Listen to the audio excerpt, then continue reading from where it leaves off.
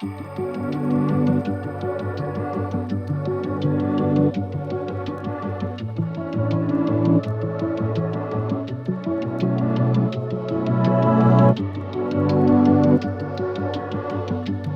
that. So if you have your Bible, I want us just to turn to Ecclesiastes 3 verse 1. Ecclesiastes 3 verse 1. If you don't have your Bible here, we're going to put that on the screen at the back. And I want to talk about this because lately, the Lord's been speaking to me about time. Look at somebody and say, time.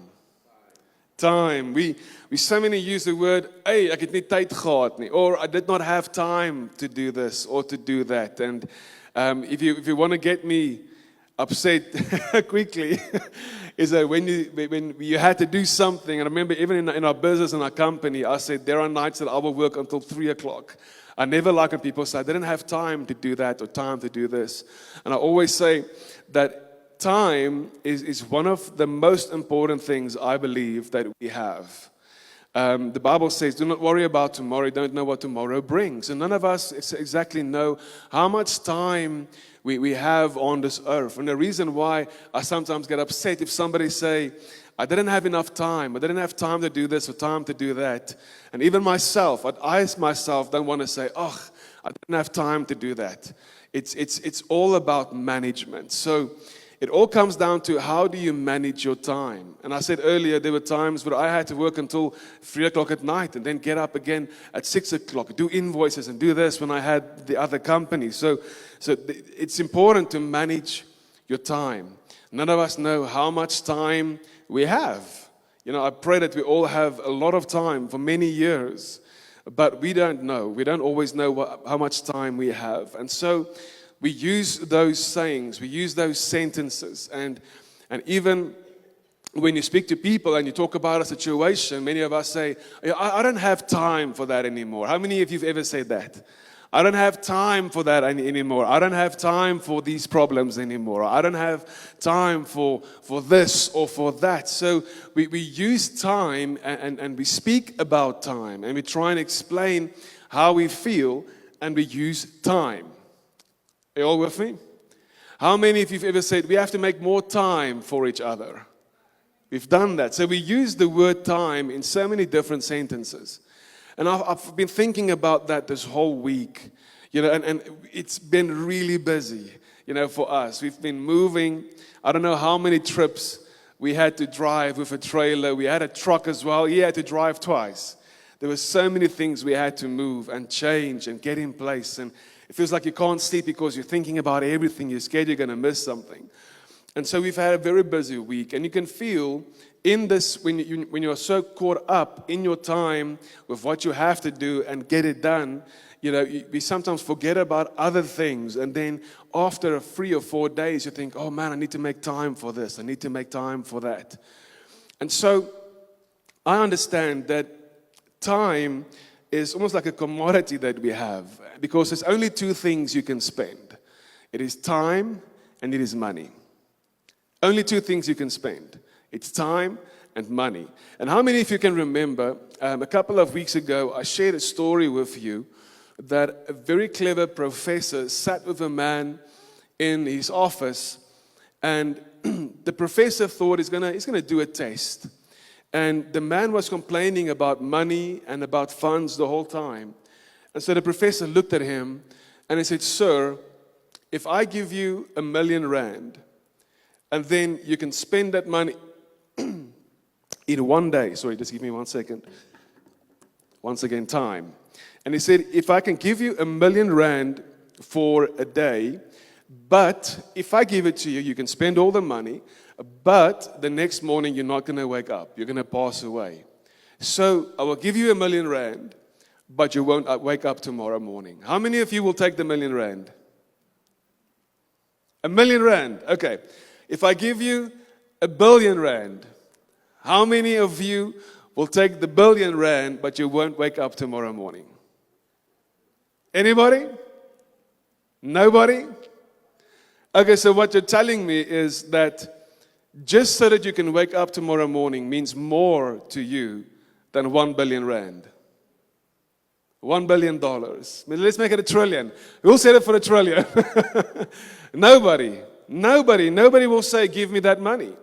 Because you cannot really put them even next to each other. Because just one day that God gives you, one extra day in the time that God has given you on this earth, one day is worth more than $1 billion, $1 billion. Just think about it for 1 second. I know of so many people who are sad because many of them will say, I wish I had more time with my mom. I wish I had more time with my dad. And in my wife's life, she's lost her mom and her dad. And one day we actually spoke about it, and she said, I don't know how to think about this because my dad I lost in a car accident. But my mom, I lost her with cancer. So I could spend time with her before she passed away. But my father was away in an instant. And I never had time. And I've seen so many times when people realize that they don't have a lot of time left. They want to, at that time, they want to talk and sort things out. They want to say sorry. They want to apologize. They want to forgive. They want to. We use the word make right. They want to make right what is wrong in their lives. And it happens when we get to that point where you don't have any time left. And why am I talking about time the whole time? Well, why am I sharing this with you today? It's because time, as Pastor Andrew even said earlier, with money, it's all about management. It's all about how you manage your funds. The Bible says that nobody builds a house without first calculating the cost. Am I right? The Bible says no one just starts to build a house. You go and calculate the cost. You look at the foundation. You look at the soil. You look at the walls. You look at everything. And then accordingly you plan how you're going to build and how much you will spend. And so with money, management is extremely important. The Bible speaks of the men who received the talents. And the one who received the most doubled it. And the master was happy and said, you manage your funds correctly, here you go. The one who had the least, what did he do? He was scared he was going to lose it. So he dug a hole and he put it in a hole. But when the master came, he said, you are an evil and a wicked servant. Where's the funds that I gave you? And the servant said, sir, I dug a hole, I hid it. I was scared that I would lose it. So it's all about how you manage. It's all about how you manage your funds. And if you start managing your funds, you will have enough. Amen? There were months where I managed my funds incorrectly. And in those months, I had lack. And then there were months where I would start my month off by giving a tenth immediately. That's number one. That's the way you start managing your funds. Number one is give a tenth, what the Lord has given you. Give that back to Him. And as you do that, He will bless the other 90% to be more than enough. Amen? Come on, if you think of a farmer, and I said to my wife, we're farmers now. So ek het vandag die Landbou Weekblad gekoop, of gister. I'm turning into a farmer now, and when I thought about it, I thought, how silly is it? Because when we talk about management needs to be taught. You're not just always going to know how to manage, but you have to be taught how to manage. And here, when I saw that, and I realized that, what if a farmer takes all his seed, you have your harvest, you take all your seed, and you go and eat all your seed. And if you eat all your seed, you're going to come back to the barn and think, man, I need to plant again because I want to harvest again in the next season. If you go to your barn and it's empty, you're going to think, oh man, I should have managed it better. Maybe I should have taken a tenth of my harvest, put it aside so that I can put this in the ground again, so that I can have a harvest again. And that is what we do if we don't manage our funds correctly. If we do not give our tenth, it is as if we rob ourselves of that blessing to have enough in our next season. Amen? Because the Bible says God will let the seed grow. He will let it multiply. Amen? But we have to sow, we have to put it in the ground. And so I started realizing more than ever before how important management is. And you have to manage your finances. It's very important. But what I actually want to talk about is your time. And I don't think I've ever really preached on time and about time in the way that I want to share with you today. And I don't want to be too long. But I want to ask you today, if you sit here today, how have you been managing your time lately? How have you spent your time? I know that Joseph Prince once preached, and he said that your time is actually something that you spend. You spend it. You spend it. It's almost like a seed that you also sow, and whatever you spend your time in is what will come back to you. If you spend your time in the wrong things, that is what you will reap. I know of a man who one day prayed, and he shared it in a story. He shared with everyone that he was so upset with himself because he realized that for a season in his life, he spent time doing the wrong things. And he always prayed. He said, Lord, all the seed that I've sown in the wrong areas, wrong places, in that certain amount of time, please don't let it come back to me. Please don't let me harvest that what I have sown.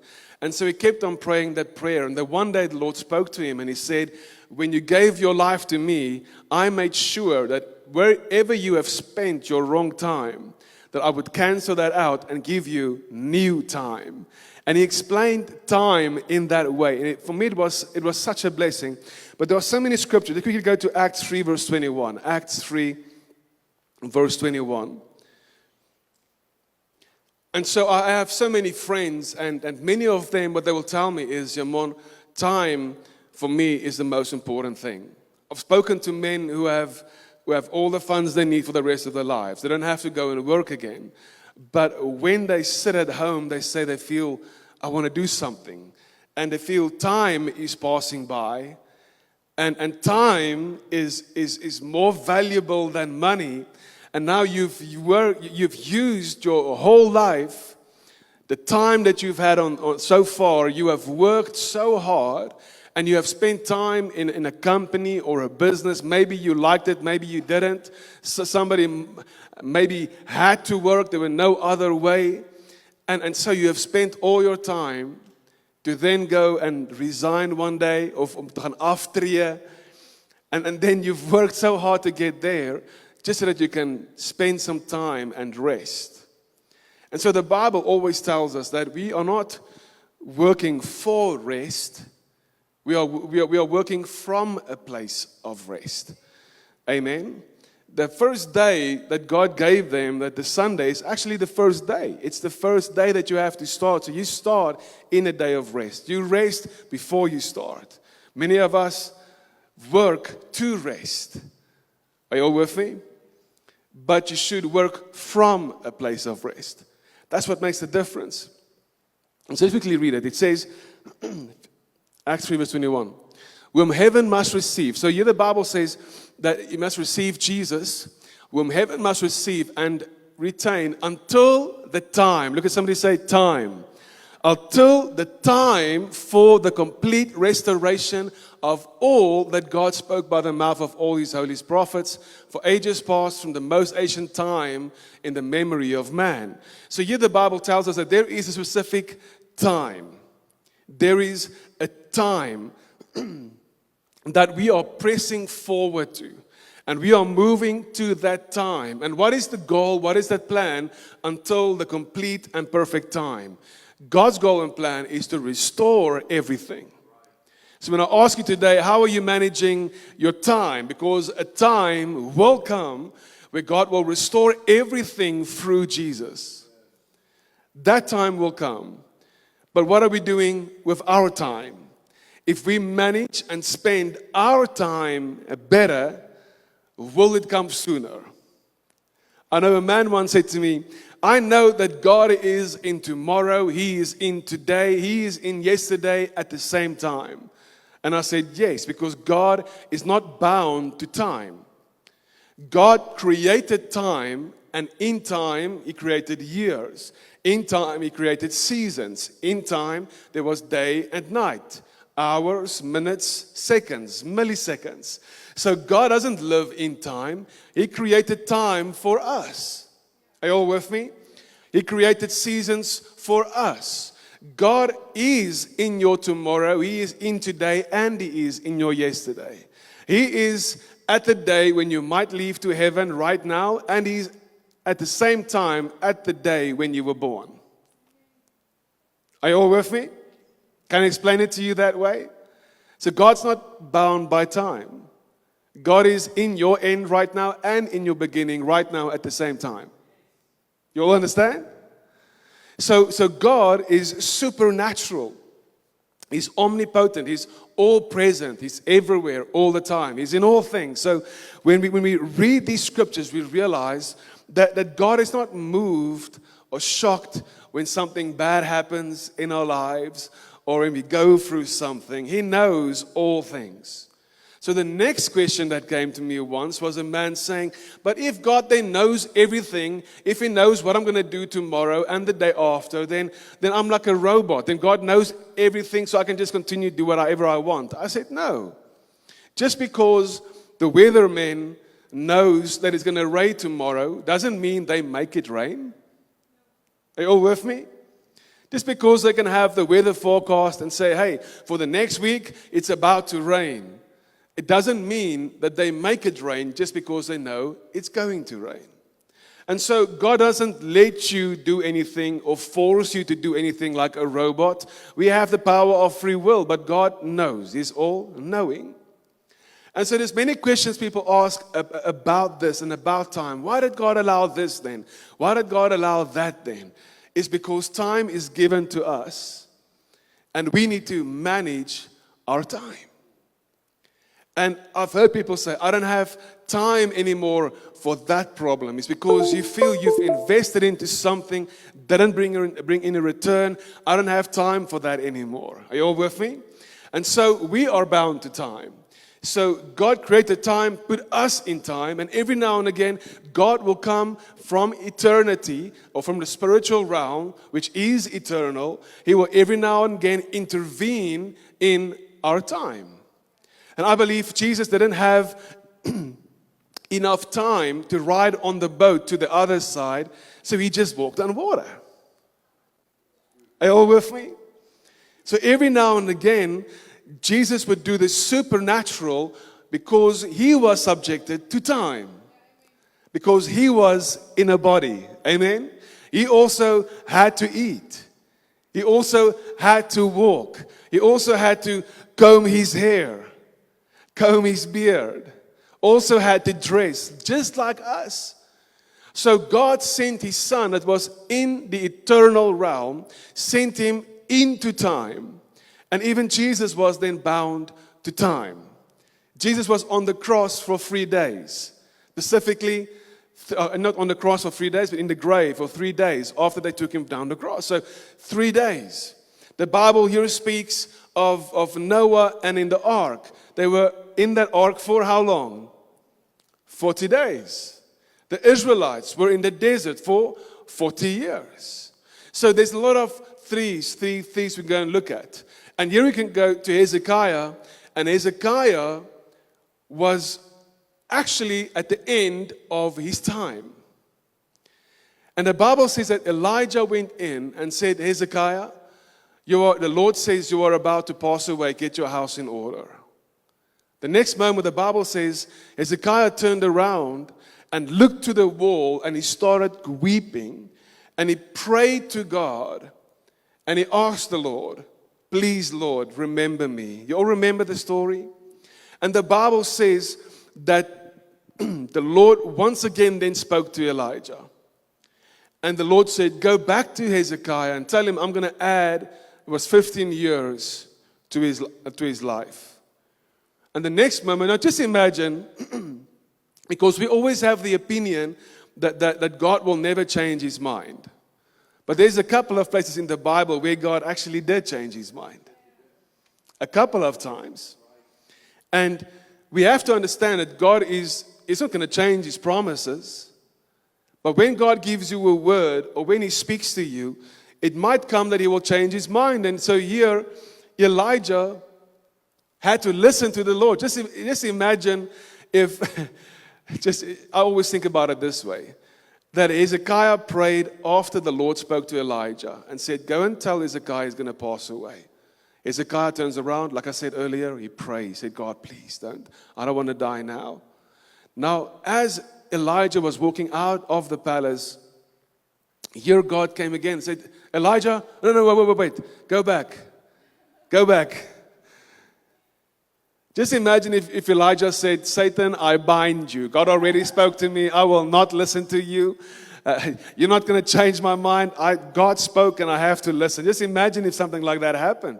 But Elijah knew the voice of the Lord. And the next moment, he turned around, went back to Hezekiah, said, the Lord heard your cry. The Lord heard your cry. And he said, he will add years to your life. And the Bible actually says that the sun with the steps stood still. So, Hezekiah's prayer allowed or motivated God to let the sun stand still so that time could not continue. And the Bible says God added 15 years to his life. Now, 3 speaks of complete. Complete. You can't add anything to it or take anything from it to make it more complete, like a triangle. It speaks of completeness. And then 5 speaks of grace. Now just think about it. So God gave him complete grace, which is 15 years. Even in my life, I turned 40 years old this year. Last year. But I turned 40 years old. And I knew that the Lord spoke to me about certain things. And I said, Lord, I know what 5 means, 6 means, 7, 10. I studied at 12. I know what numbers mean, but numbers, are you all with me today? You're going to get this. Numbers is part of time. So I'm going to dive deeper into this maybe in the next couple of weeks, and I'll check what the Lord's showing me. But the Lord so started speaking to me about time. And everywhere in the Bible, like I said, you will find numbers, 40, 10, 12, government, 7, perfection. And so we can speak about all these numbers, 5, grace. But all these numbers is part of time. And it's ticking every day, the whole day. 1 hour, 2 hours, 4 hours, 1 year, 5 years, months. But God does something supernatural in all these moments or snippets in time. We see so many awesome things that happened, but Hezekiah was one of the things that I thought about, and God allowed time to stand still so that he could hear the prayer of Hezekiah and add 15 more years to his life. Isn't that amazing? And when I thought about it, I was praying, and I believe that God gave him grace. And the grace that God gave him was to add more time to his life. So for us to have time on this earth is, first of all, a blessing from God. And He wants you to manage your time correctly. So when I think about the Israelites, how they have wasted time, 40 years, because they didn't use the time God gave them correctly. They didn't trust God. They had to, even if they had a pillar of fire at night, supernaturally, they had a cloud during the day, supernaturally. Even then, were they stubborn enough and they didn't trust God. You know, and they kept on failing. What you do with your time is important. Are you all with me? The Bible actually says that the clothes that they wore when they went into the desert grew with them. They had supernatural clothes that grew with them as they grew and got larger or bigger. Do you know that? But they wasted 40 years. They wasted 40 years in the desert where they could have gone to the promised land in a matter of days. And so I realized, and I sat today, and I wanted to preach many different things. I wanted to preach on the kingdom and a couple of other things today. But when I sat here in my office, I realized with how many people I spoke in this week. I spoke to many friends, pastor friends, other churches, other areas. And every time they would speak to me and say, yeah, but this must happen and that and that and that. And every time I would say, yeah, just give it time. Just give it time. And all of them would say, no, but we can't give it time because, we have to do this and we have to do that. And they really want to get started and get going. And every time I would say, just give it time. And I shared with everyone that it took us 5 years, to get to where we are now with the farm. And everything happened so quickly, just like this. Registrations, payments, everything happened like this. Even the lawyer said to me, Yamon, I can't believe it happened so quick. Usually it takes a couple of months. This didn't even take a month. From since we said we'll buy it until we moved in was less than a month. My house registration, I think, went on for about 5-6 months. A house. This was a farm. Everything went this quick. And I was speaking to the Lord, and I just felt a word that the Lord gave me. And I want to share that with you today. And I want to leave it there, and then I want to pray over you and pray for you. But I started praying about this time. And I've spoken to people about relationships. And I said, give it time. If you have broken trust, it takes time. It takes time to restore. There's just certain things you can't rush, even like food. If you rush your food, you can go to a drive-through, but it's not that healthy. It's rushed. It's very quick. It's prepared that you stop and you eat. And it's as if we don't make time for important things anymore. It's important to make time for your family, to go and sit with them around the table, or prepare food with your family, chat with them, talk with them. One of the things that I think me and Aisha is the most afraid of is are we spending enough time with our kids? She would always say, I didn't get to Yamoni today, or I spent so much time on this and this, I couldn't get to Zion today. Always. It's just really a thing for us, because you have to manage your time. Even I sometimes make mistakes. But the time that you give to other people is something that you're never going to get back again. So you have to manage your time. You have to make sure who you spend your time with and with what you spend your time with, because the money is such an important thing in our lives, because you only have a certain amount. You can always make more money.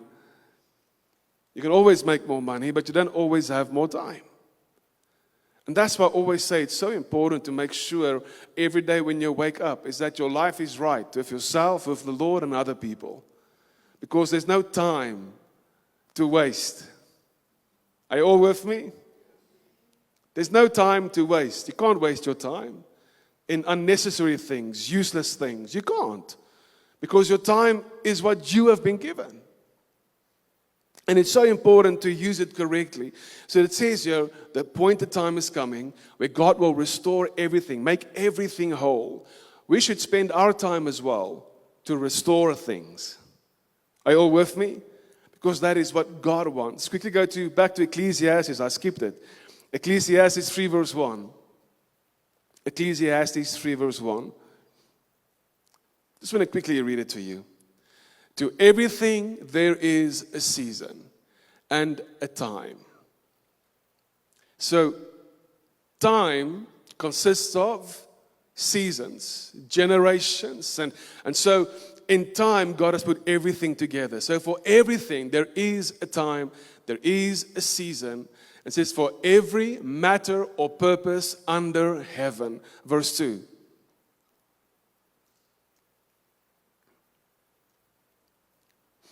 We're going to get there just now. I want to share with you how awesome this is. So to everything there is a season and a time for every matter or purpose under heaven. Did the computer crash? Andrew, will you read it to me? Firstly.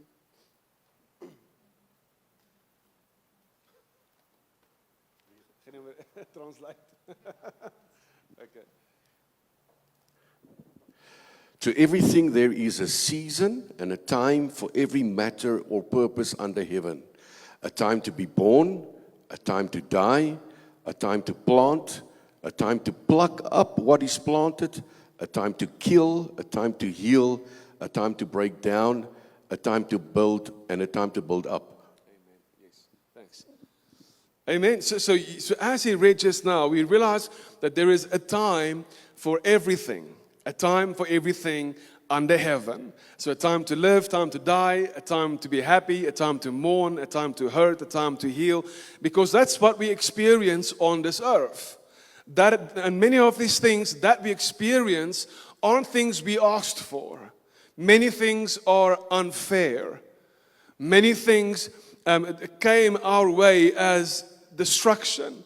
And Satan also uses time, but we always say, if Satan can't get to you, the only thing is what he's going to do is keep you busy. Let me say it again. If Satan cannot get to you, his next step is to keep you busy. His next step is for you to waste your time. It's for you not to manage your time correctly. Come on, we have many people that have come into Hope Corner.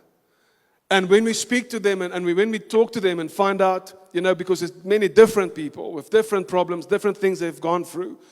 And I've sat with one man and I asked him, when did your addiction start? And he said, well, when I was 25. I asked him, how old are you now? He said, 40. He said, so the addiction stole 15 years of your life? He said, yes. He said, and I'll never get it back. If Satan can't get to you, the next step for him is to keep you busy with unnecessary, silly, stupid things. He will do it. And I've spoken many times if I do the counseling or devotions or speak, I always try and tell them, please always know how important your time is. There's no time anymore to hold grudges. There's no time anymore to get upset or angry. The Bible says use your time wisely. Quickly go to Ephesians 5 verse 12. I'm just going to run through these quickly, then I'm closing. Ephesians 5. Ephesians 5 verse 15.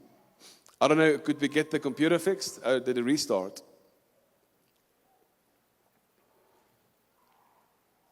It's one of the things we're going to upgrade. Is our computer. Look carefully then how you walk. Hear what it says. Live purposefully and worthily and accurately, not as the unwise and witless, but as wise, sensible, intelligent people. The next scripture. So it says, live purposefully. Can we go to verse 16? And verse 16 is actually everything that I want to talk about today. Making the very most of the time. Hear what it says. Making the very most of the time. Buying up each opportunity because the days are evil. We don't even have to go on. But here it says, make use of your time. Make use of your time. Now, I know it's nice to go and take a nap. There's nothing wrong with a nap. But if you sleep almost the whole day, you've wasted time. You've wasted time. If we do not manage our time, it will be taken from you. It will be removed from you by different opportunities and things and devices of Satan to steal that time away from you, because your time is more precious than anything else on this earth. One day when we pass away, we will be in heaven, and then we will live in eternity. We will live forever and forever and forevermore. We will see the ones who have passed away, whose time has ended. We will see them again and then be with them forever, for all eternity. But your time that you have is one of the most important things ever. I know of men who speak about this and successful people who speak about time. They all say they wake up 4 o'clock in the morning. Many of them will pray and start their day, manage their time correctly. After they've done that, then they will go and do their work. Then they go and manage and plan their whole day. And at night they will go and sleep early enough so that they can get up again early in the morning. But it's all about management. They make sure. They ask the questions. They say, okay, so if I ask you, what do you want to do? Do you want to go and watch a movie, or can I give you a book? He said, what do you do with your time? Do you rather go and gamble, or do you go and work? Do you gamble or do you invest? How are you using the time that God gave you? Because certain things happen in time. It takes time to prepare a good, healthy meal. Are you all with me? It takes time to build a luxurious car. It takes time to build an ark. It takes time for your body to heal. If you break your arm, they told me when I broke my arm, they told me at least 6 weeks. You're going to have to wait for 6 weeks. My trainers and my coach didn't want it to take that long because they needed me for the season. But the doctor said, no way. It's not going to heal sooner. It doesn't matter what you do. You can use steroids. You can drink protein. You can drink milk every day. It doesn't matter what you do. It takes 6 weeks for your arm to get healed. And then only will the sling come off, and then only do you have to start with rehabilitation. We have seen many people come into Hope Corner for 3 weeks, and they feel, no, I'm okay, I'm good. No, you're not. No, but I want to go. I'm okay. I'm healed now. My addiction is broken, this and this and this. I'm ready to go out again. They said, no, you have to stay. It takes time. Good relationships take time. Even love, it takes time. To be in love with somebody is amazing, but to really love somebody, it takes time. To get to know people, it takes time. Everything that is full of worth was made in a long set time. If you scratch your leg, it takes time. It don't just get healed immediately. See, everywhere, even in the movies, in books, everywhere all over the world, the one thing people want to do is save time. That's why we have robots now. That's why we have AI. Are you all with me? Faster jets, faster cars, faster planes. Where it would take me 20 days to get from this continent to the other one where I want to go, it now takes me 2 hours. So everything that you see in the physical has this zeal to let things happen quicker. People want to teleport from one planet to the other or one place to the other. They're trying everything to save time. And so we read this and it says, take every opportunity, every moment, buying up each opportunity because the days are evil. Food, everything is there to save you time. Don't go and make food, go and buy food. So everything is changing and forcing you to do things faster. Okay, just quickly go to Colossians 4 verse 5.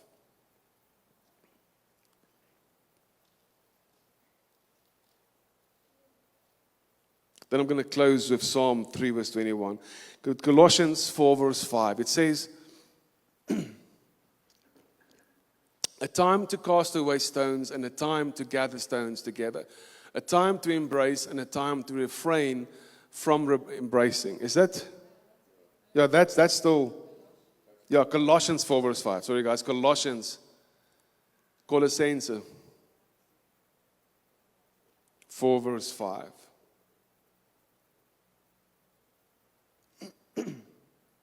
That was still, yeah, Ecclesiastes. Colossians 4 verse 5. Now, sorry guys, it looks like the computer is not doing too well. Will you read for me again, Pastor Andrew?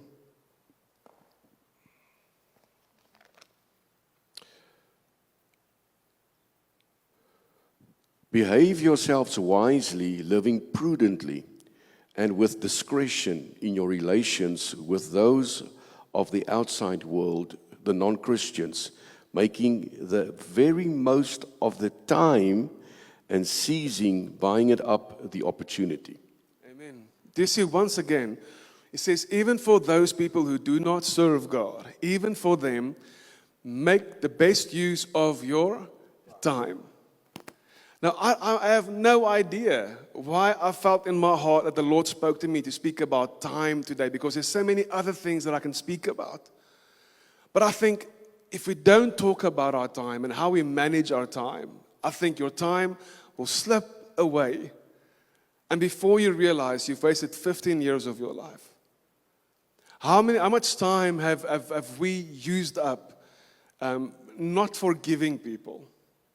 How much time have you used in your own life, and I used, by being upset or being angry towards people? And I remember I had a friend once, and something happened between us, and we didn't really talk anymore. We were a bit upset, and years went past. And after those years, we met for the first time, and we got together, and we spoke to each other. And we both said, man, it's been so long since we've seen each other. We wish we didn't. We really made an effort to see each other. We really wish we did it, because now we're older. You know, we used to ride bikes together to school, and now it's so many years, but we didn't see each other for so long. We should have made a bigger effort to make time.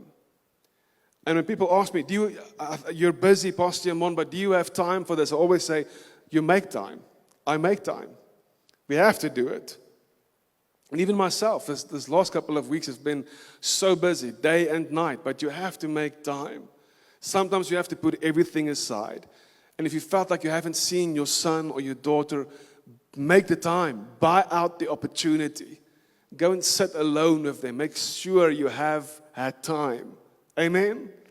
Because money cannot buy time. It can't. But time gives you the opportunity for it. Then the last one is Psalm 31. Psalm 31, verse 14. And this is what I want to pray over you today. Is this scripture. Psalms 31, verse, did I say 14? Yeah. But I trusted in, relied on, and was confident in you. Sorry, that's 31. 30 verse 14. Nee, dit moet 31 vers 14 wees. Let me just check. Technology today isn't too good. Psalm 31, verse 14, yeah. 31:14. Okay. But I trusted in, relied on, and was confident in you, O Lord. I said, you are my God. My times are in your hands. Deliver me from the hands of my foes and those who pursue me and persecute me. Amen. Amen. When I saw the scripture, I realized that David spoke about certain times in his life. But when I saw this, I was reading through it and looking at a couple of scriptures, and the next moment, here David said, my times are in your hands. As if he's saying, if you do what you promised today, I'm good. If you do what you promised next year, still good. For my times are in your hands. And I remember that the Lord gave us this vision to build the auditorium. But we built the church there on top, where the children's church is now. And we were having church there every Sunday. And it was amazing. But we waited upon the Lord to give us this auditorium and to tell us when we have to build the auditorium. Do you know it took 10 years? It took 10 years before we built the auditorium. I wanted to, every year in Vision Sunday, I wanted to pray and say, Lord, are we going to build the auditorium this year? Are we jumping in this year? And time again, the Lord said, just give it time. Give it time. Because God uses time to produce things that have eternal value. God uses time to, just get me today. This is where I actually want to leave you with this today. Is that God uses time. And in time, there's many things that happen, good and bad. But God uses all these things that happens in your time, in your seasons, your days, to shape something in you that will last with you forever. So when you pass away, or pass or go into heaven, or pass into eternity, the things that God developed using time will be with you forever for the rest of your life. Are you all with me? Because we are growing, we are changing, we are learning, we are studying. We get more revelations out of the Word of God. God teaches us things through hurts. He teaches us things through the good times, the bad times. He speaks to us continuously. So you are being trained every day by the Lord. And He uses time to put something in you. Once again, it will be with you forever. So how you invest your time today will determine how you will live for eternity and who you will be when you step into eternity. But this time is given to you for God, for Him to be able to do it. So we cannot waste time with addictions. We cannot waste time with feelings. Are you all with me? Unforgiveness, hate, anger, racism, war. We cannot waste time. It's important today that when you are here to say like David, Lord, my times is in your hands. And then we need to pray and ask the Lord, Lord, how can we manage our time better? Now the best way to manage your time is put structures in place. Put structures in place, dates, times, have a vision, have a goal. And we can speak about all of that again soon. But today, all I wanted to do was make you aware that the time that you have is the most important thing that you can get from God. It's time. And when people pass away, and when we do the funeral, I always tell people that if you have met Jesus in the time that you are on this earth, if you have accepted Jesus, then you have reached the number one goal. In the time that you've given, you've met Jesus, you've given your life to Him, and even if you pass away, it doesn't matter because you already have eternal life because you know Jesus. That's the greatest gift. But today I want to pray with you, and I want us all to stand. Can we all stand? I know today is completely different than how I used to preach or what I preach. It's completely different, but the more I think about it, the more I realize that we all have to go and reflect. And today, if you're standing here and you say, man, I've wasted a lot of time with this or that or whatever it is, just right now say, Lord, I want to pray and thank you that you will give me back that time which I've lost, that I've mismanaged. And Jesus says, or the Lord says in the Word, it says that I will give you back the years the cankerworm has stolen from you. God says, I will give you back those years. It means He will add it to your life. One last thing I want to say for the young people, all the young people here, one thing I always say is learn from other people's mistakes. Don't go and waste time and make the same mistakes as everyone else. I believe every dad that's standing here doesn't want their children to make the same mistakes that they have made, because every dad and every mom knows that the mistakes that we have made before has robbed us of precious time. And so Bishop Pitts always says, if you can learn from other people's mistakes, and if you can listen to me, and if you can receive my counsel, he always says, I will save you a lot of years, tears, and fears. Those three. He said, if you listen, I can save you a lot of years, tears, and fears. So all the children, all the young people, the youth, teenagers, don't go and waste time, make your own mistakes and own failures. Listen to your parents. Use your time diligently. Amen. So I want to pray over you. Let's all pray together. Lord, I thank you that today I could speak about a subject I think not many of us really talk about. And I want to thank you, Lord, that you have given each one of us that's here today, you have given us the greatest gift, which is life. You gave your Son, and through Him we receive eternal life. And Lord, I pray that the devil will not keep us busy, that we will not be caught up in addictions or problems or hurts or fear or anxiety or stress in this time that you have given us on this earth. So Lord, I thank you for your healing. I thank you for your restoration. And I thank you, Lord, that this time that you have given us, that we will use it wisely every day. Give us the wisdom or give us the right friends, the right people around us to help us to manage our time correctly, to give you glory, Lord.